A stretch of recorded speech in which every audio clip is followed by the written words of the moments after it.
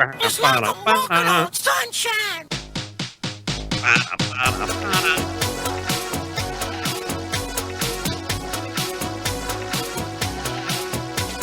All right, ladies and gentlemen. Welcome to Doomcast. I am Charlie McGrath, joined by my co-founder, co-host, Doug Owen. This is Doomcast number 18, the day before Thanksgiving, November the 27th, 2013, Wednesday. Welcome to live listeners on the Spreaker channel, and of course, welcome to the folks who download it on my YouTube channel or on what are the links, Doug? We got Doomcast, Doomcast.com. Yeah. What's it on Twitter? Doomcast Show is the handle on Twitter. You can find us there. And iTunes, Stitcher Radio, all of the usual places you would find podcasts. You can find the Doomcast. We're everywhere. We're very prolific in that regard. We are prolific. We're everywhere, and we are Doomcast, and it is the day before Thanksgiving. And so, I don't know if this is going to, we were talking before the program, last week's program was a little helter-skelter. I thought it was a great program, but both of us had issues going on to where when I re-uploaded it to YouTube, I re-uploaded the raw feed, and it was 15 minutes of us BSing around and just running music, and so it wasn't clean, it wasn't tight, and there was a little pushback from the Doomcast audience on it. And I mean, as we were talking, the numbers are still good, but we were a little sloppy in our execution, not of the program itself, just on getting it out there afterwards. So when you say we, you mean you and the mouse in your pocket, correct? Yeah, me and the mouse. Yeah. Well, I was pretty sloppy with it as well, so sorry. Yeah, well, any failure of mine, I'm gonna try to blame as much as I can on my co-founder. Yeah, well, good cop, bad cop. This is that cop, bad cop. Yeah, but truth be told, I mean, you've had an incredibly busy month, and I've had a very interesting few weeks. So, and I'm sure we're going to roll through the holidays here, get past 2013, get into 2014, and then guys, get ready, because all hell is going to break loose in 2014. All hell in the financial markets, all hell on the political scene, all hell on the geopolitical scene. 2014 is shaping up to be a barn burner. So take this time to enjoy. This is so important and so much the theme, Doug, of what I'm talking about tonight. We're doomy. We're the doomers. We're the Doomcast. But, man, you need to be thankful. You need to enjoy what you have, who you have as friends and family.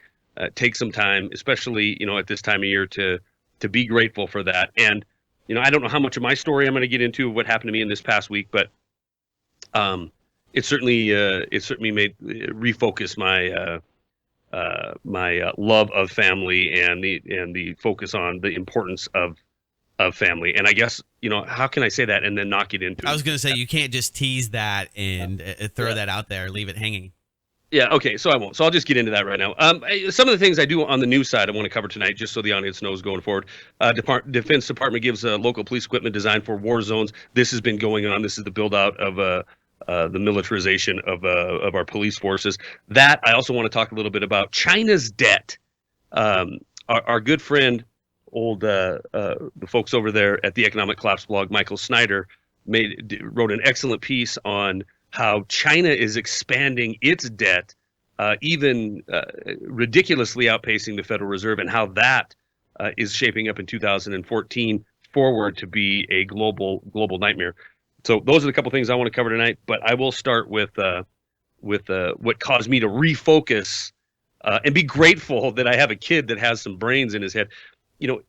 Most folks that listen to me on Rinse and have for the last couple of years, they know I have asthma, and they know I've been battling this, and they know that I've had sinus surgeries and all kinds of treatment plans, both homeopathic and Western medicine. And the latest was an absolute abject failure. And when I get Obamacare real soon, so that'll be an interesting experiment. Brother, that ain't happening. That ain't happening with this guy.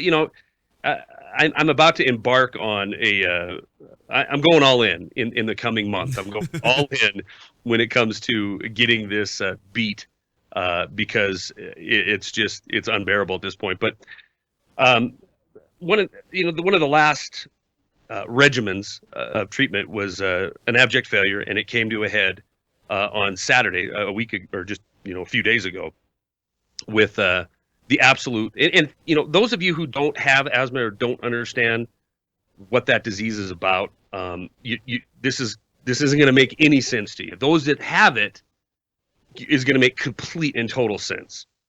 But I had an attack that started as just I've had thousands that you start, usually you can control, and it's a little painful in your chest, a little tight breathing, and you do what you need to do to get past it, and you do, and be it homeopathic remedies or medicine, Western medicine remedies, you get past it and you move on. And those of us who suffer from asthma have been through this numerous times.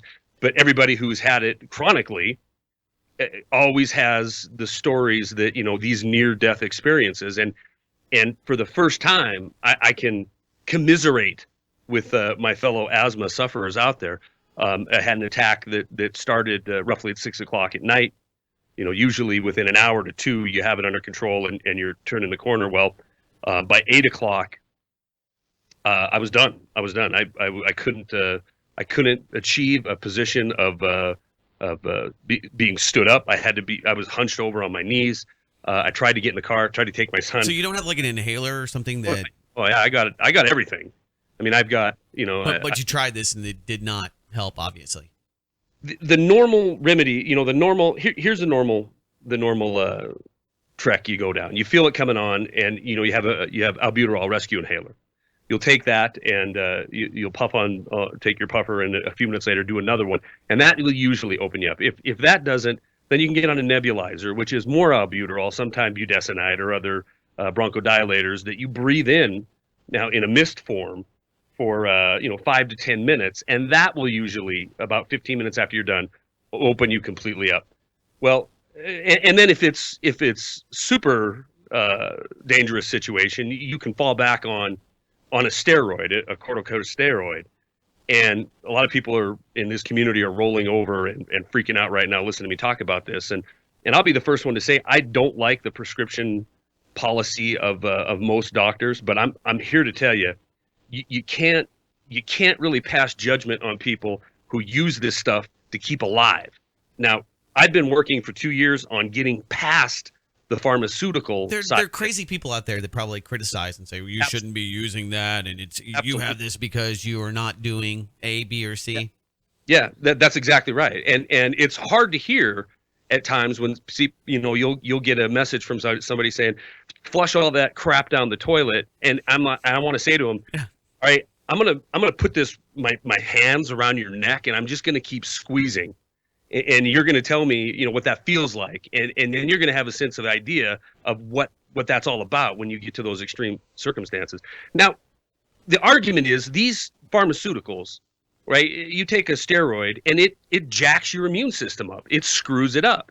It actually what it's designed to do is suppress your immune system, so that you won't have your body's natural reaction, which is inflammation and production of mucus. These things are curtailed so you don't have these attacks, or it lessens these attacks. Now, you stay on first of all, you can't stay on it forever. It'll destroy your bones. It'll destroy your eyesight. It's not good stuff. But in Sounds a moment, like crystal meth almost. Well, yeah. I mean, in some respects, it's probably you don't have the good side, the happy high you have, but you do have long-term effects. Yeah. So, super long story short. Well, they're I mean, you make meth out of these broncholators. Yeah, that's why when I go get Sudafed, I have to, go through, DNA swabs and a rectal exam. I mean, it's pretty intrusive. Yeah, it is, and there's a good reason, and that stuff can be turned into dangerous drugs.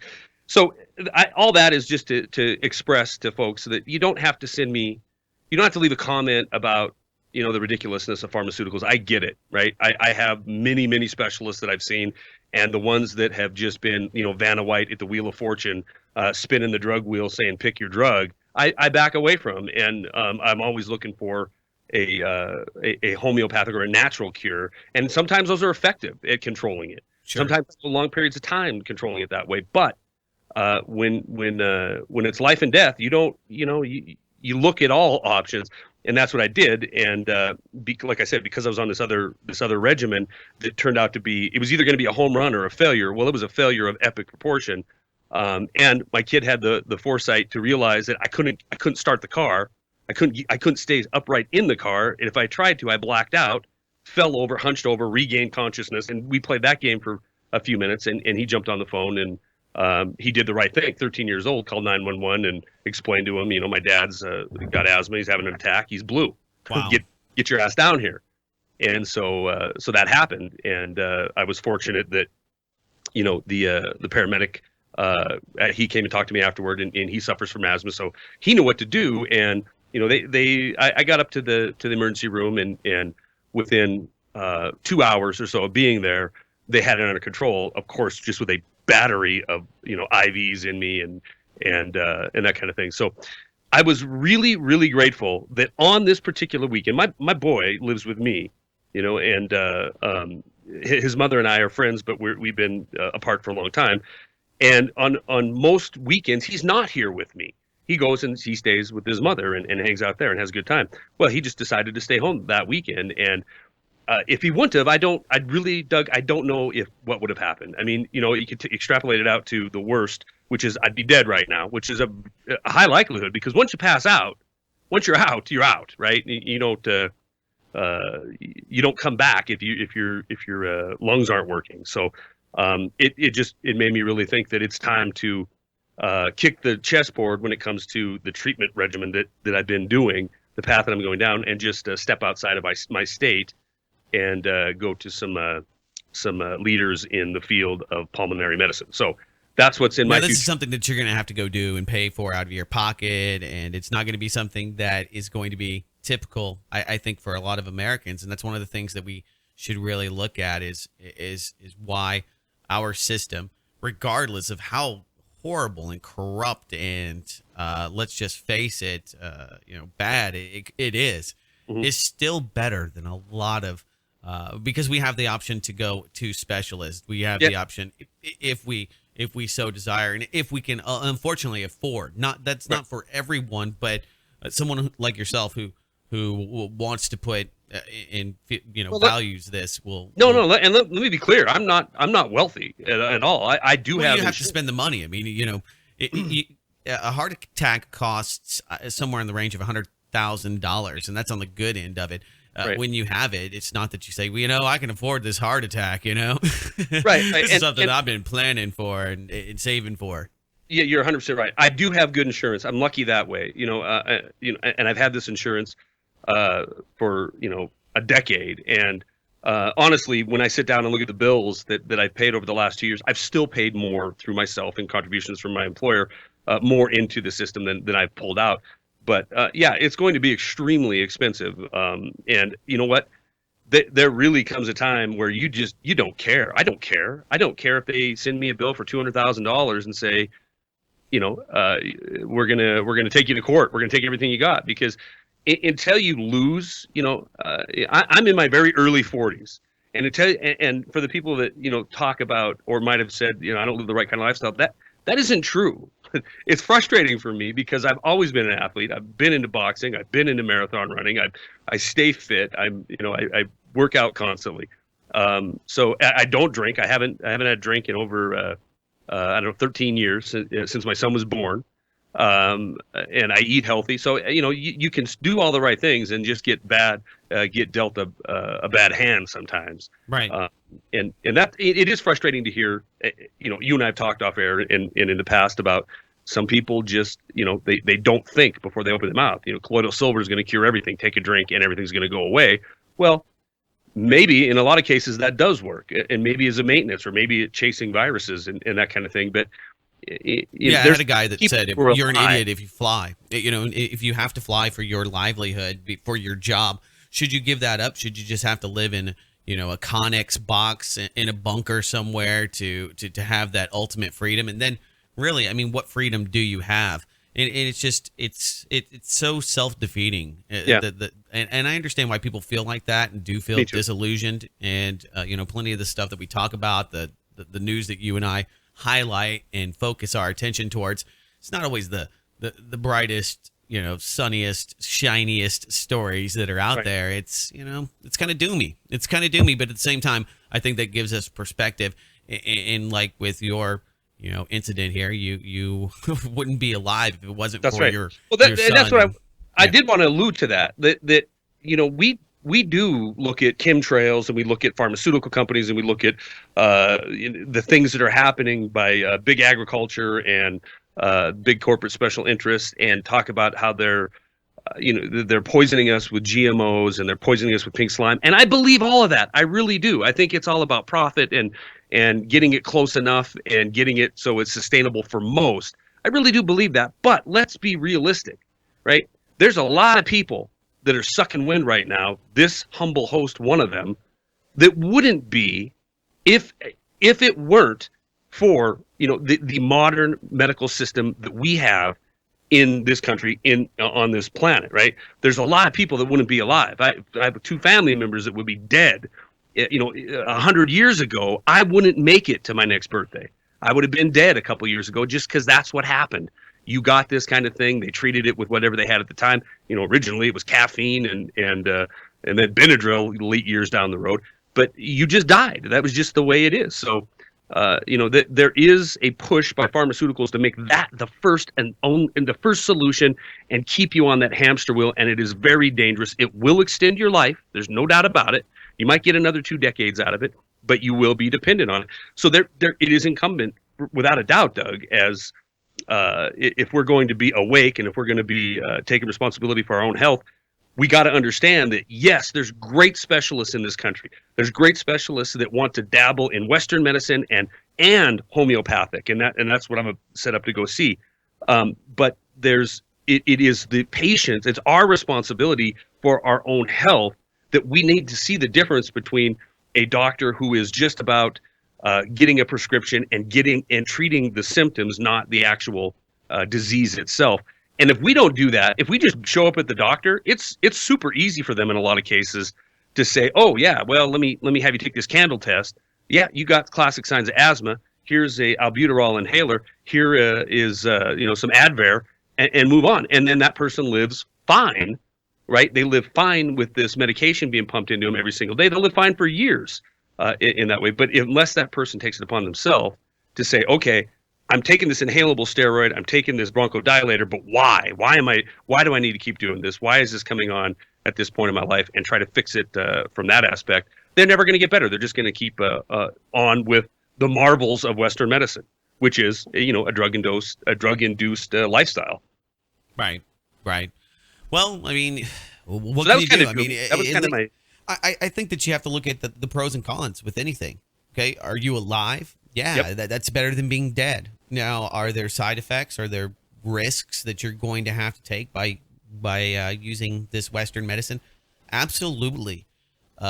Same thing. A lot of parents are now having to make these decisions, probably decisions that my parents just didn't think about, and that is the risks versus benefits of vaccinating children, whether you want to put your children in public school, the education they'll get through the Common Core system. I mean, if you haven't been keeping up with those horror stories and nightmares, and I do entertain for those out there, I do entertain all of the great things that people are saying that Common Core is doing. So you have to weigh those benefits and those deficits against one another to really come to a decision. And that's what it's really about. It's about having better information so that we can make better decisions.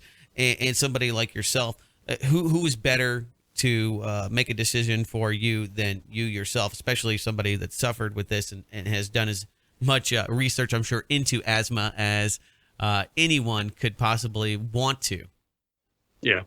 Well, yeah. And the thing is, if I took a hard stance line that I reject, right? First of all, I reject all technology. I reject corporate special interests. Well, you wouldn't be having this program tonight because I wouldn't be using Skype and I wouldn't be using Google and I wouldn't be using, these PCs that I got sitting here.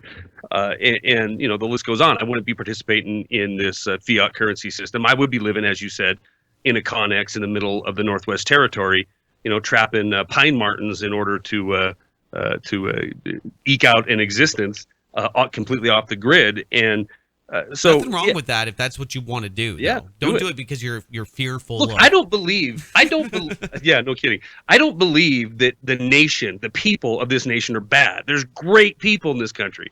There's great people who are doctors. There's great people who are educators. There's great people in every walk of life. And sometimes in our community, we just have this notion that America bad, the whole entire system bad. Everybody who participates in it needs to be put down, and we all participate in it. And there's great people here. Now that there's a big difference between a nation of great people and a leadership that has, decided that they're going to usurp freedom and they're going to implement their own social construct over the people. That's completely different.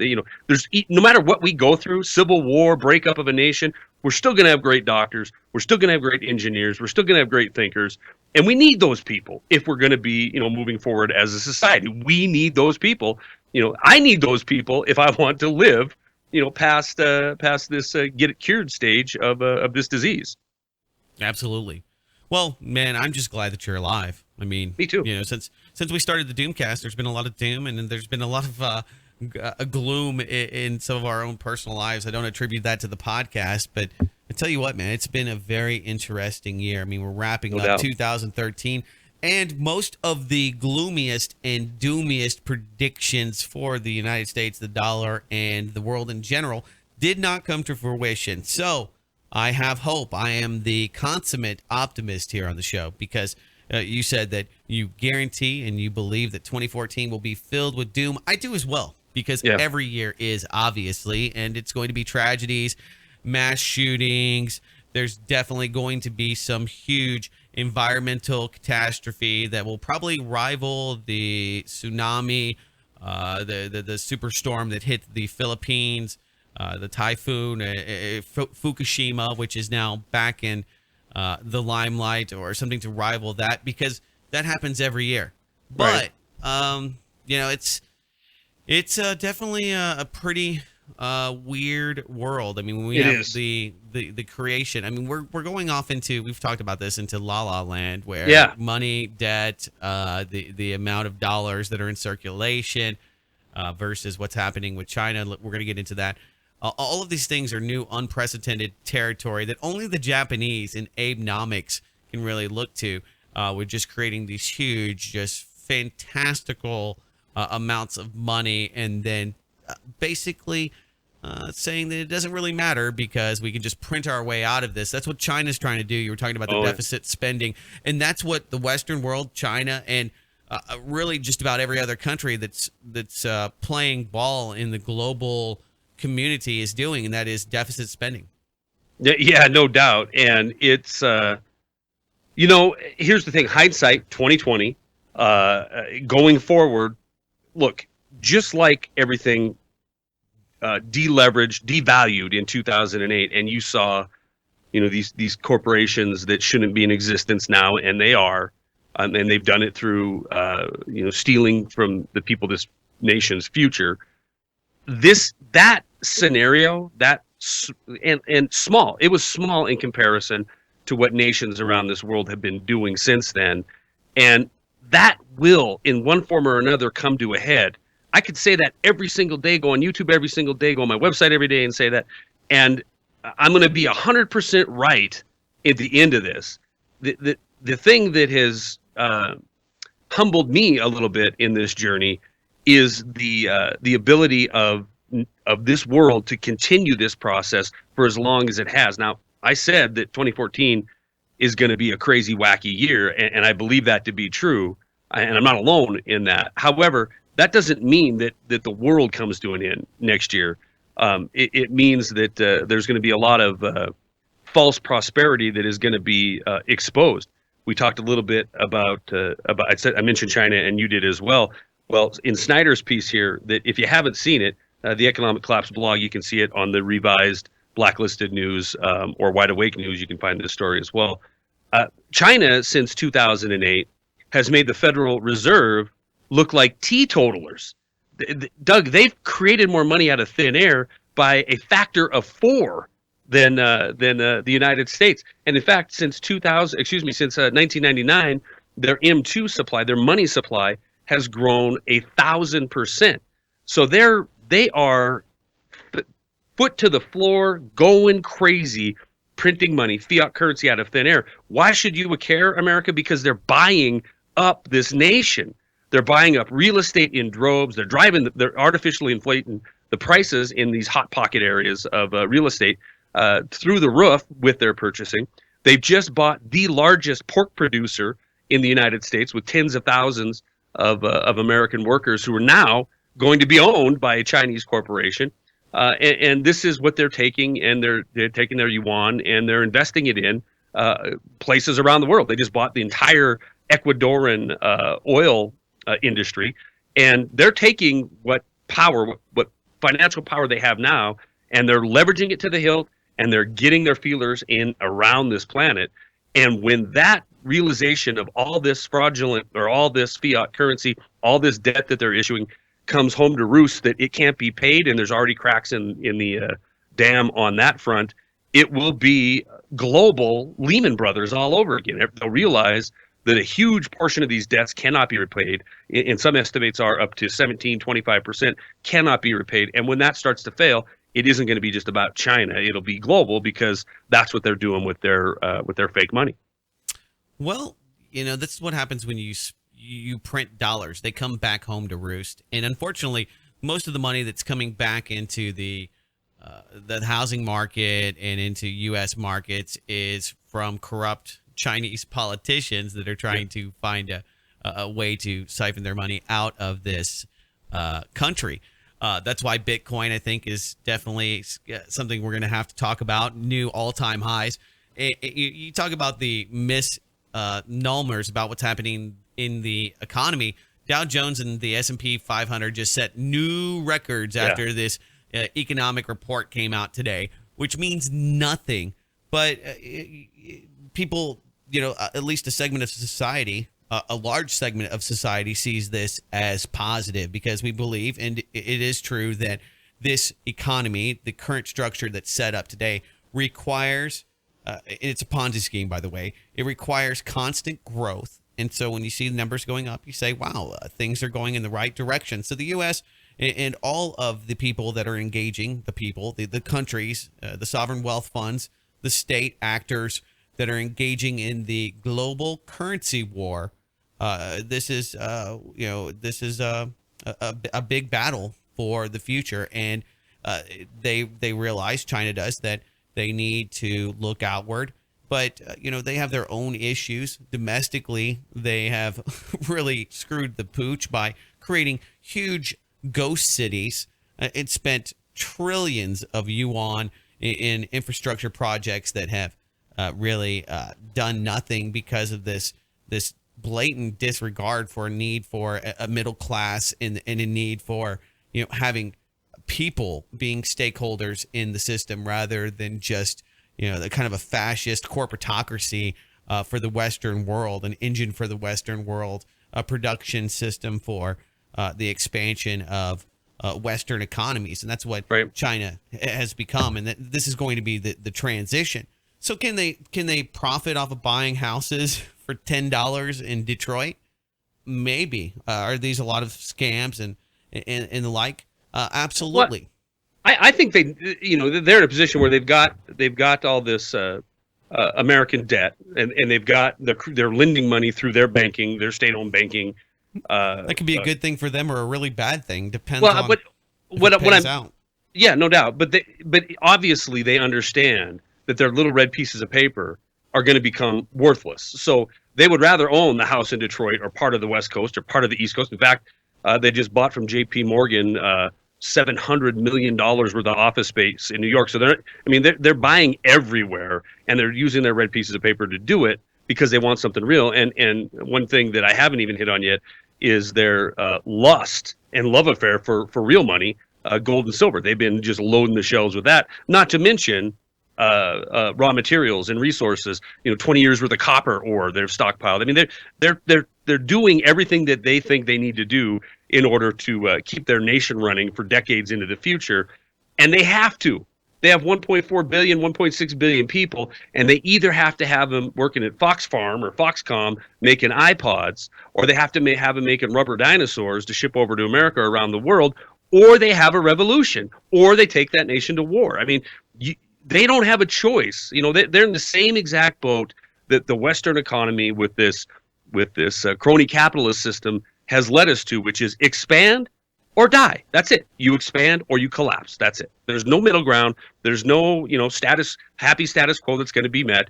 It's you continue to expand, you continue to show profit, you continue to inflate, or you implode. That's it. There's no other way to go. Well, both of those are non-choices. They both lead to the same end road, the same result will come out of both of them. It's just a matter of time.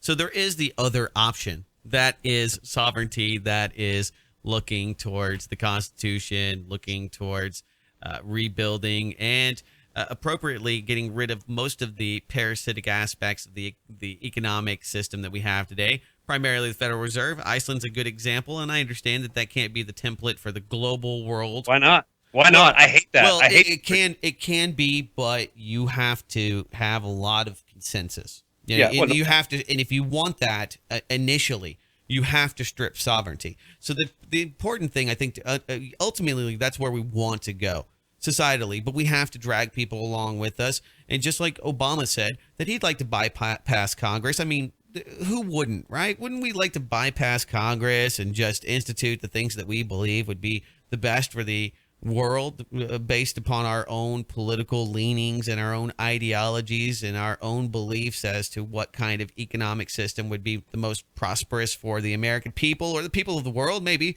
you're not a xenophobe. Maybe you want to embrace the people in Mexico and rise them up so that they don't have to come over here and work for crappy jobs and slave wages.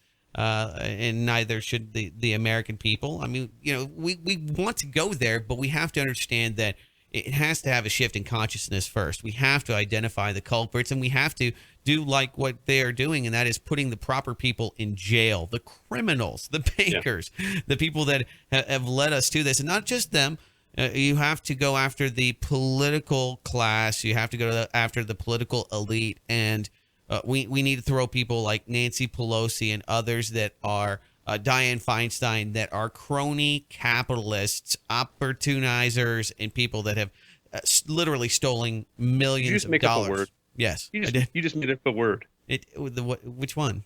Opportunizers? I don't think that's a word. Opportunists, opportunizers. I like opportunizers. Another T-shirt idea.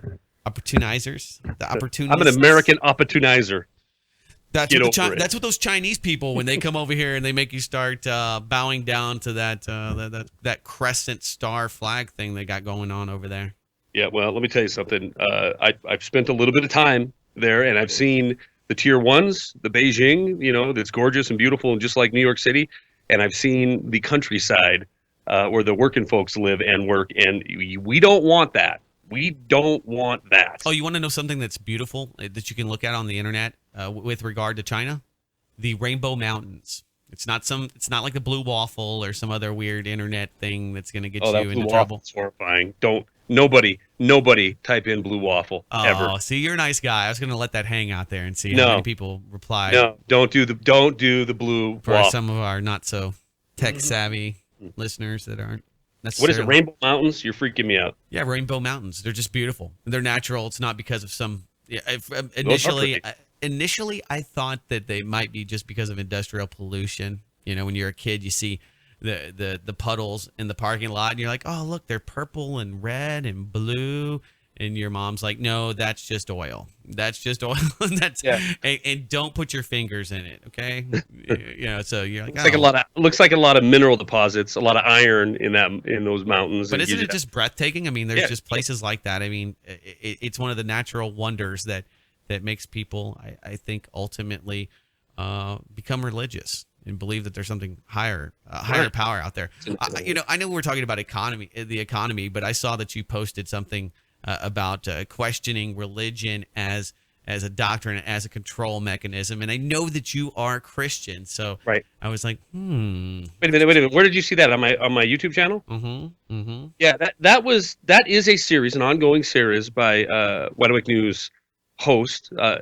She's taking a break. She's stepping back from hosting at the end of this month. But Karen Tostado, who her belief structure and mine are different on when it comes to our religious beliefs. But I would be a hypocrite if I said no, you can't run with your series. I mean, she's been a host of a Friday night program, and now she is on Wednesdays until the end of this month for quite some time. And she has questions that she wants to ask, and are a lot of people offended by it? I'm just curious. Because Joe Atwell, and you can look him up. He's got a new book out that breaks down and looks at how the Romans, and this is what he postulates, that the Romans themselves created the myth, the idea of Christianity as a control mechanism to control and give hope to the people in the lower castes, the slaves, and the people in the prisons, and this is and this is just what he,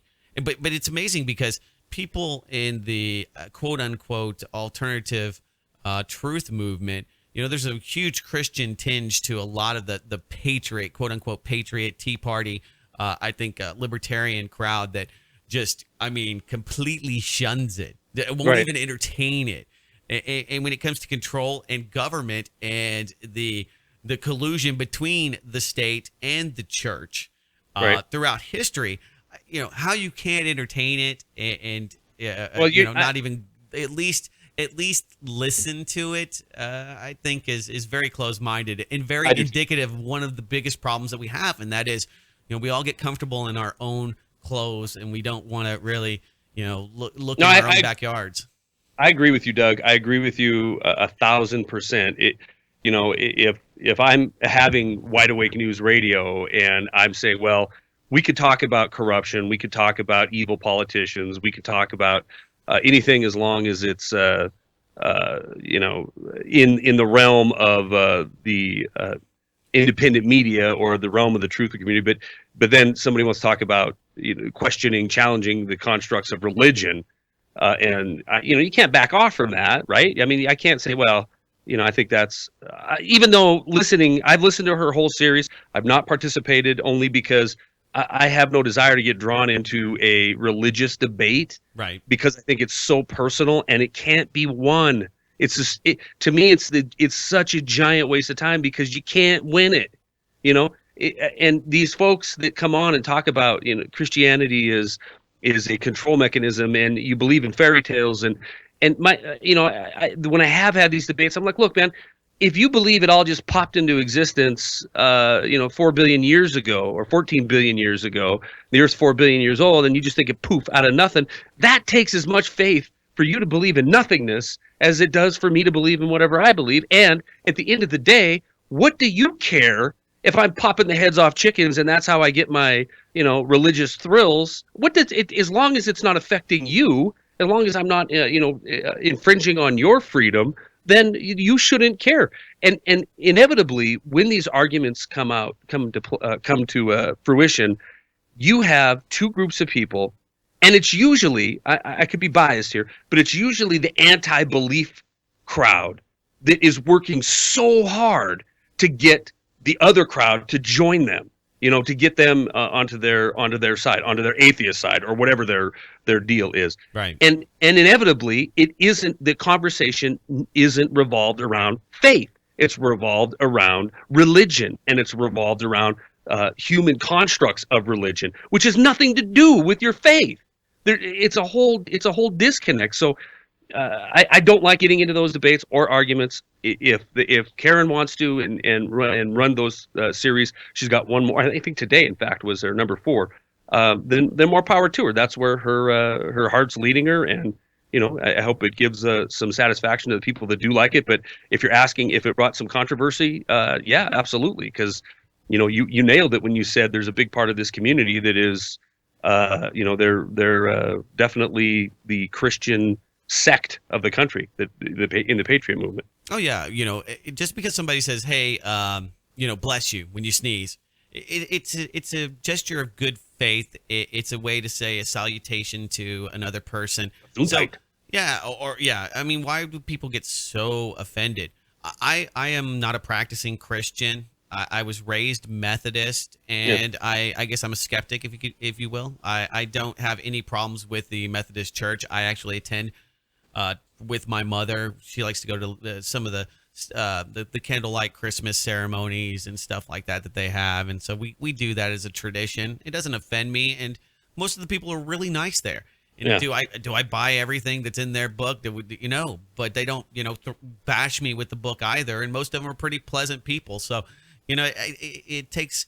I think there's a lot of people that believe that Christianity is under attack, and in a lot of ways there are these people that have just been trolls that have gone after different schools for allowing people to pray or to have some kind of religious group. You can have a group to talk about your transsexual desires, but you can't have a club for Christians, which is absolutely ridiculous. So right. I don't think that the Christians would be nearly as militant if we didn't have so many idiots out there. And I know a lot of that is also kind of exacerbated because of the internet, because of like, oh my God, you see this? They're going after the Christians, and if we just had more Jesus in the classroom, we wouldn't have this. And it's because there's those people out there that they're almost as bad as the patent trolls that try to sue different organizations and governments for daring to talk about God. None of them are suing the Federal Reserve, and it still says, "In God we trust" on the money. So, and all of those organizations, and let's be honest, atheists out there, you're spending that God money, that magic God money, every day. So, before you get on your high horse and start sending me emails. I think it's so obvious, Doug, that men, people in general, just F things up, right? They inevitably, power, greed, lust. Hillary 2016, that's the solution. Power, greed, lust. Hillary. That should be their slogan. Power, greed, lust. Maybe bitches. Murder. Power, greed, lust, murder. Hillary 2016. Let's throw bitches in there. Power, greed, lust, bitches. Yeah, that way she can get all. But listen, this is the point. Everybody believes in something. Nobody believes in nothing, right? Even if they say they believe in nothing, that is something. But it is so individual, and it is so personal that as soon as you try to quantify your beliefs and put it inside a construct that is made by man, it's going to be jacked up. And I don't care what it is. I don't care if it's Christianity or if you're a Muslim or you're a Jew. It doesn't matter. Right. Because if there's a man, a person, a human being that is jockeying for power, position, or control inside of that construct, it's not going to be pure. It's going to be a religion, or it's going to be a government. It's going to be something that is ripe for corruption. So that's why faith is so individual. That believe what you believe, and as long as you're not believing all over me, I don't care. Do what you want to do. Oh, but at the same time, you should definitely engage in the conversation. Don't be scared to have a conversation with people. You don't have to be. And I think that's why this is a great platform and what we do. Why? Let me ask you this, Doug. Have a conversation about what? What I think is going to happen when I die? If somebody asks me, I'll share it with them. But I mean, it's not, that. No, not that. I mean, for me, it's not about whether you're right or wrong, or whether there is God, or whether Jesus, or whichever prophet it is, or faction of Judaism, or whatever it may be that you're into, whatever Abrahamic religion or other philosophy or spirituality, because nobody is going to convince you of what's going to happen on the other side. People can't convince me of what's going to happen in 2014. So you take a number. You're not going to get in line. And in that respect, I can see the how it's described as a control apparatus, because when you do have people who will follow, right? They'll follow this movement. They'll follow religious movement. They'll follow anything. They'll follow a cult. When they follow lockstep with some of this mantra, then it is religion does become a divide and conquer tool, right? Absolutely. I mean, if you look at the Middle East, you have people, the Shia and the Sunnis that are at each other's throats, and they're at the Christians' throats as well. Yeah. And the variances in their religious beliefs are pretgoing to be minimal. Now, don't tell them that, and don't tell them that I said that, because they're going to get kind of upset, and probably, there's going to be a Doug Owen fatwa. But my point being is that they're all pretty similar, and my point is that how that has been used as an excuse Okay, Sure. well, don't search for the truth. This is an excuse. This is something that we came up with, and I'm not bagging on the Christians or any other group, but this is a fable. This is a way that we describe what has happened because we didn't have maybe a better answer at the time, or this is just what we believe. Either way, you should consider it, because if you've always believed something just because of faith, then you ultimately should challenge it, and that goes, in my opinion, way beyond religion. And that's why I find the conversation interesting, not because people debate, well, I'm right, and they'll go into a certain passage in the Bible, this proves my point. That'll go nowhere. Great conversation if you and I are sitting around your new kitchen table, and we're having a friend on friend discussion. It's a little bit different scenario than what we do here, or what we do limitedly, where we're not having feedback, and we're just throwing out our opinion. And inevitably, again, I mean, it is so much a personal choice that there is no right answer, I believe. And my fellow Christians out there right now are like, that's bullcrap. There's a right answer. And look, but the thing is that's one of the problems with most of the religions I see, or at least certain factions, and that is, you're right, and your mission is to make sure that everybody else knows that you're right. And if you can't convert these people, in some cases, in some religions, it's okay to kill them. It's okay to kill them. It's like, no, that's not okay. And the theology behind that is, they're going to spend eternity in hell. So, shortening their life here because they're heathens or whatever, is justifiable. It just makes the world makes the world a little better place, and a little quicker. We get them right to where they're going anyway. Yeah. And that's hubris, man. That is hubris. Yeah, because now you're the judge, right? Now you're God. Yeah, I think there's people that are going to be answering for that stance on the other side, the outright damnation and judging people to hell because they thought they had all the answers. And you know what? That's just it. We don't. I want to know how these broke dick counties are going to pay for their tanks whenever they need new tracks and new treads. That's easy.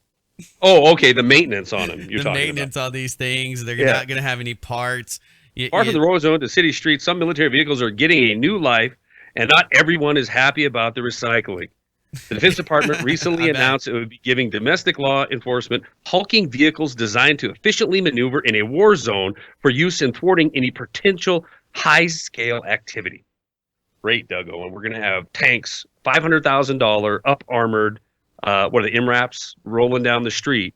And I was looking for the original story that I pulled and posted, because it interviewed, I don't know, some administrator of some county, just frothing at the bit, excited because they're getting this $500,000 piece of equipment that is designed to be at war. And he's talking about how, we'll have shock and awe when we deliver warrants. We'll have shock and awe at domestic disputes and flex our power. This to me is absolutely Stasi police state, right? They're rolling down the street in a 500,000. The local police. This is giving every police officer in each of these little towns a little penis extension. It's giving them an extra 2 inches. That is, it's extends on wheels, is what that is. Oh yeah, these guys. I mean, they get hard for it. I'm telling you. And what this is the militarization of our police force, and this is being used against you. This isn't being used against Muslim terrorists coming in from the south of the border, north of the border, crashing into planes, into buildings. This is for the people of this country to feel the shock and awe of these vehicles. And to me, this is how sad it is. Okay, this is the reality of the situation. Your kid at school, he's at the high school, he gets into a fight. Next thing you know, he's got some ticket, some citation. They want $250. He doesn't have a job. Next thing you know, he's got a warrant because he doesn't pay that ticket. And then you're sitting there one day playing your Xbox, or you get home from work and there's a tank outside and there's guys kicking down the door, issuing a warrant for something that is, I mean, almost innocent in a lot of cases. And you just hear these horror stories, and then they shoot the dog and he doesn't have any teeth. And then they just, they flashbang grandma out of her house, or worse yet, they get the wrong house. They're driving tanks in the front yard. It's like, this is out of control, people. This is really out of control. And I don't know at what point, when somewhere Doug, between here and Thunderdome, where people say this is too much. And people are. I mean, at least this was a national discussion. I heard national radio shows and even some of the Sunday shows talking about this. People are starting to say, whoa. For people that have listened to this podcast and they've been listening to you and I and others for years, we've been talking about how all of this technology, all of the research and development and the hardware itself is going to be repurposed, not only in the United States, but into the next endeavor, and that is protecting all of that natural gas down there on the Mexican-Texas border. There's a lot of, people don't understand it. They're like, why are there tanks in the streets? Well, let me tell you, if they blow up this economy as they plan to, there's going to be a lot of pissed off people that are going to, be and that's out. it. That's it. I mean, that's the answer. I mean, for the people who just are tuning in, right, who are hearing it for these kind of stories for the first time in establishment media, Rush Limbaugh or whatever, and they're hearing about tanks rolling down the street. You need to skip forward a few lessons and realize that at the end of the day, these aren't just being put out here because we just didn't have anything else to do with them, right? It isn't like we had these $1 million vehicles and we're going to give them to Podunk County, Texas, because there was just nothing better to do. That's bullcrap. They're having these things put into place for an absolute reason. It's a show of force, a show of authority, and it will be used to quell uprisings. So you got to ask yourself, when is the uprising coming? Because you don't have this kind of equipment. You don't have this kind of turning a police force, Johnny Happy Law, into a paramilitary organization without the intent or the plan or the necessity that they see to use it, period. Well, yeah. I mean, there's a lot of other reasons I think that you would do this. This is a payday for the military-industrial complex that is having a harder time selling its equipment and products to other countries around the world. When I say that, I mean that there is that shift. And so this is a great way to get every taxpayer in this country to buy this stuff again. I mean, we've already paid for it once. Yeah. We borrowed from China. Cost is, in a lot of these instances, the cost is nothing to these police forces. Obviously, there's maintenance costs. Obviously, there's upkeep. And that's going to be lucrative for somebody. Training, all of that. Sure. But Doug, Owen, at the end of the day, what is this stuff going to be used for? It isn't going to be used just to prop up. I mean, we don't need that, right? We could start a war anywhere in this world, and we will. So the military-industrial complex will keep feeding on fear and paranoia all day long. So I think we can slice that off of the agenda as far as why we're putting these equipment, all this military equipment, into the hands of local civil law enforcement. I don't think it's to stoke up military-industrial complex as much as it is for the same reason that they're buying ammunition and the same reason they keep shock and awe storing us with insane lone wolf shooters with manifestos. It's because they understand the breakdown is going to be ugly. Yeah, I agree with that. I do. I think that could be one of the biggest reasons that they are rushing towards this. Yeah. And it's already happening. It's not something that could happen or will happen. They're already using this.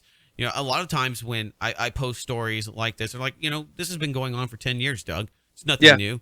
And no, you're right. You're 100% right. An Associated Press investigation of the Defense Department military surplus program this year found that a disproportionate share of the $4.2 billion worth of property distributed since 1990, everything from blankets to Humvees to bayonets, has been obtained by police and sheriff departments in rural areas with few officers and very little crime. So you're right. This has been going on for quite some time. 24 years. I mean, going on a quarter century here. Yeah, but we're certainly 24 years ago. You didn't see the paramilitarization of the police forces as we do now. It is on absolutely fast track since 9/11. We would both agree on that. Absolutely, sure. That's a huge surge. I mean, it's really been going on since the fall of Russia and the buyout of the military-industrial complex by the Carlyle Group. Of course. We're talking about George Bush Sr. and the trillions of dollars that have been transferred to the hands of the power elite, the political elite, and of course the military-industrial complex. So, there's no debating that. I don't have Doug Owen on camera. I just noticed you have me live. I don't have you live. I'm sorry. Sorry, you man. weren't looking at me anyway, so it didn't matter. I know. But our timing's pretty good now. I don't think we jam on each other as much as we used to.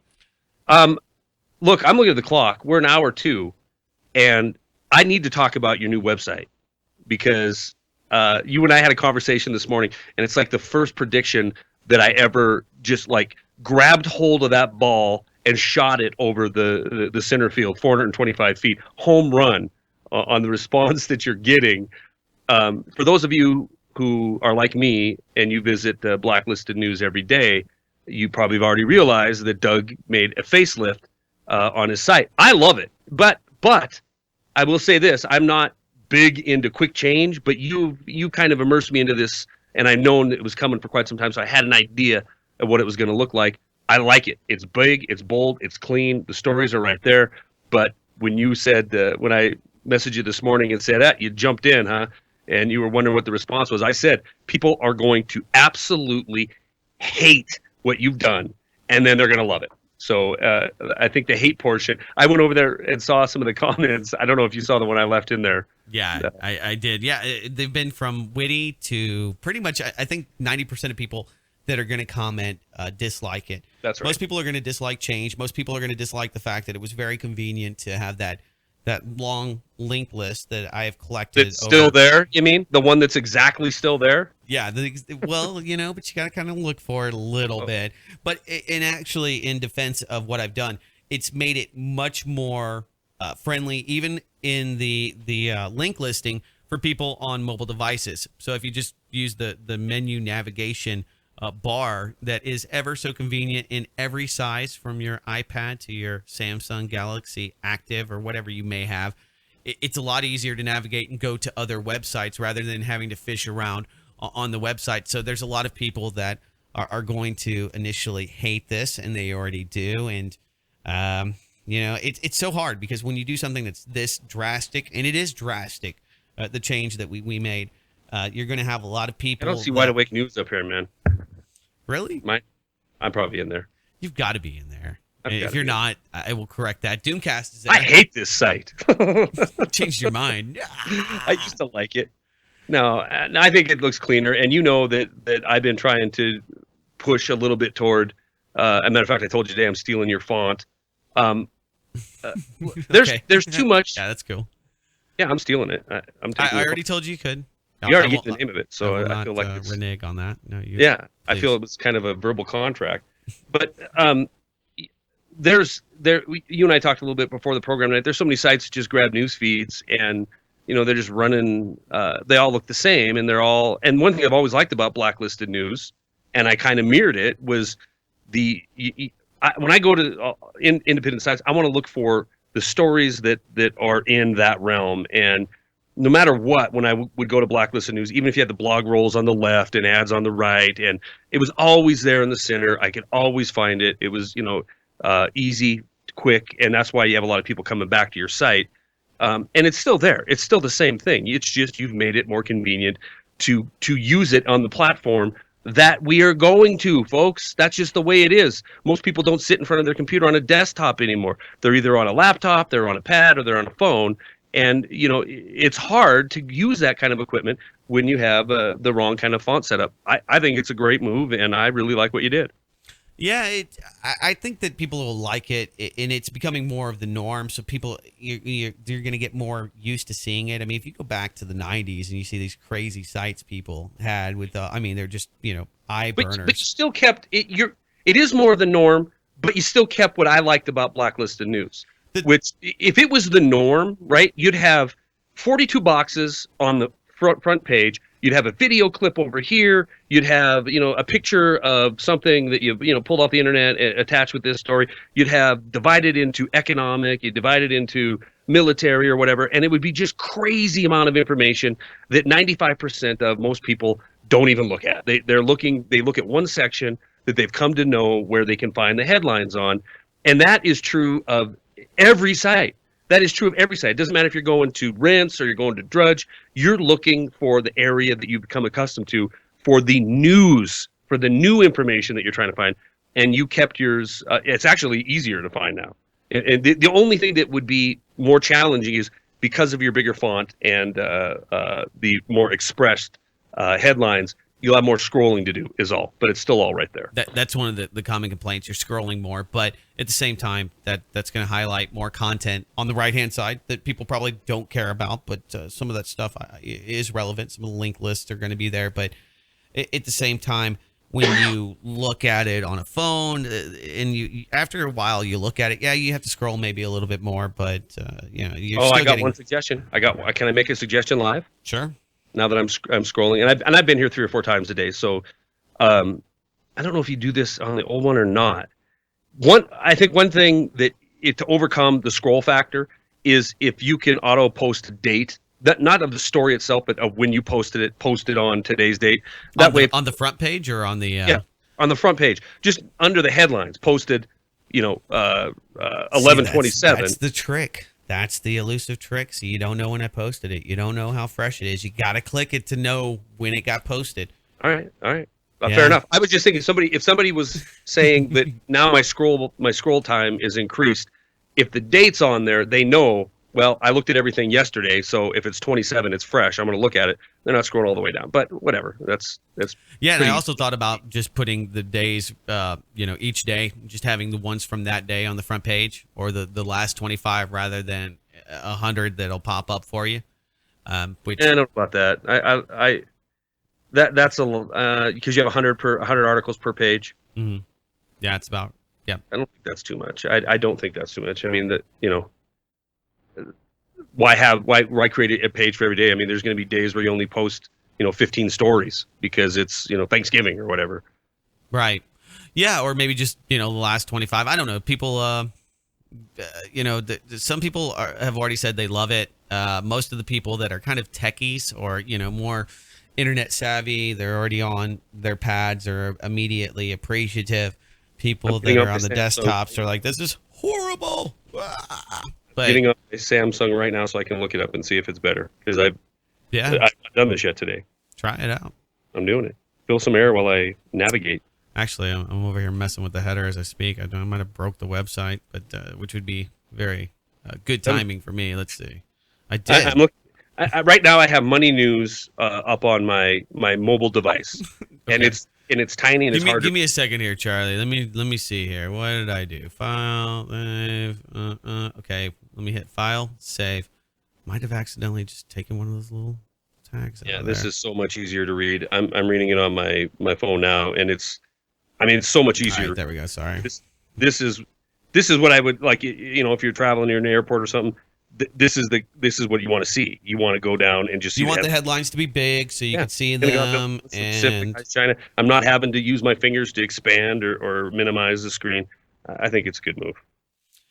We'll see. And the proof will be in the pudding. I think ultimately people will like it. There's a lot of times I see sites and I'm like, oh, I totally hate this change, and then like you said, just a few months later, you don't even remember what the other one looked like because right. you like this one so much more, or you just hate it and never go back. So if you put this up for 2 months and then you put back blacklisted news that you've had up for years, mm-hmm.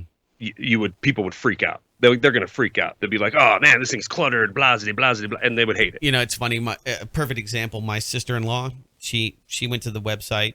The old site, she's like, I send people here, but man, it's overwhelming. There's just too many links. There's just too much stuff. It's like a rainbow of ads. And you're like, yeah, it is a little old. It is a little dated looking. And yeah, there's a lot of stuff that just kind of punches you in the face. But we wanted to be just as direct and make it easy for people to get what they want. And that's headlines. You don't want a lot of crap. You don't want, most of the other stuff that you go to for a website is not of interest. So you want it to be, in my mind, simple, straightforward, and the content area now is actually larger than it was. So you're actually, not just the size of the text, obviously, or the headlines, but the actual, width. So you're going to get more in there, and it's going to respond. So I hope people end up liking it, and I think that we're going to find more and more of those people that, like myself, that just kind of transition new technologies that you're using, or tablets, other smaller. My wife has a 10.1 inch laptop that we use. So it looks great on that, whereas beforehand it was, kind of manic. It was just a big deal. So anyway, enough about that. I like it. I know you had a lot of trepidation because this is your baby, and you've had it so long. But I'm going to give you, and I would tell you if I thought it was if I didn't like it, I'd be the first to say, yeah, go back. I really like it. I like what you did, and I think it's a good move. You didn't go crazy and create some kind of crazy psycho site. You still have the basic things that makes blacklisted news. It still looks like blacklistednews.com when you come there. It's not like, oh, it's unfriendly, or it's. Now I can see the profile of 10,000 Asian women. I got it right in this banner right here. Yeah, what's up with that? I mean, I guess it's because of all of the China articles this week. It's funny. Isn't that weird how those algorithms pick up on that kind of thing, and you get all this weird. Yeah. Weird up there. Yeah, or especially when my wife shops. Rooms to Go for some reason is all over the place when I go there, and Mojo Themes, because I've been doing a lot of theme work and looking at sites and looking at code. So they know. Oh, they know. Yeah. Did you hear about the NSA? They're trying to get your porn profile to go after radicals to discredit people, which I thought was kind of ironic considering all of those scandals that were kind of swept under the rug just a couple of years ago at the NSA with child pornography and at the SEC with porn. I don't even understand. It's like, really? They're going to go after him, but isn't it pretty simple? I mean, if they're going to honeypot somebody, they don't have to do it with tracking. I mean, there's the ability to make anybody look guilty of anything, and even if it isn't true. It isn't a matter of truth. It's a matter of beating that drum over and over and over again. And we see, the power structure doing that all the time. So, that story, although interesting, if they wanted to come after you or me or somebody else, that they certainly have a myriad of techniques, I think, that they can make you guilty, even if they haven't been tracking you for or looking at what you're looking at for a year or whatever. What I mean? If anybody's ever been caught up in a lawsuit, it really doesn't matter if you're innocent or guilty, because you're going to have to go on the ride. You might beat the rap, but you're not going to beat the ride, and that's what they end up trying to take people on. And regardless, I mean, they just throw the most ridiculous allegations at you, and then you or as an independent individual like ourselves, you have to come up with enough money to get yourself a lawyer or somebody who's interested, who sees the light at the end of the tunnel and thinks that they're going to get a payday to fight for you through the legal codex system that we have in place here in the grand United States of America. Man, I don't know. We've gone on a pretty interesting trip here tonight. It was an interesting the discussion, touchy-feely kind of thing going on tonight. Yeah. We threw religion and of course your personal anecdote and horror story of almost walking into the light. Almost seeing whether or not you were right about your religious doctrine or not. You were about to put it to the test. I tell you something right now. You're gonna get the final answer. I'm not afraid of dying. I'm really not. I am afraid of dying like that. Because I told you before the program. I've had bullet rounds smack into the vehicle I'm on. And in scary situations, and it's scary, no doubt, but nothing compares to the slow drowning feeling that I've ever experienced in my life, and I don't want to go that way. I don't. I mean, that's just, not appealing.